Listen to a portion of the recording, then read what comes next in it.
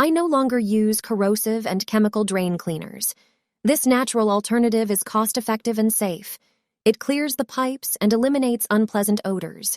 Is your shower drain not draining water properly? It's often due to the accumulation of soap scum, hair, and detergent residues clogging the pipes.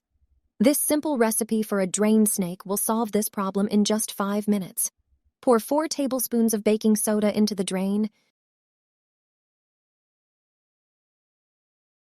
and then pour vinegar over it. These substances will react, creating a foam that will flow down the pipes. Baking soda has cleaning and disinfecting properties. The foaming action will fill the pipes and push out trapped hair and grime.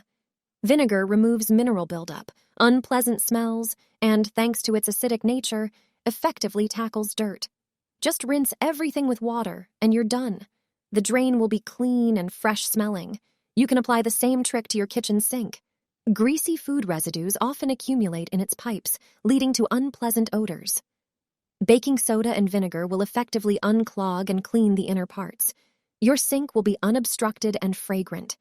There will be no need for using chemical products.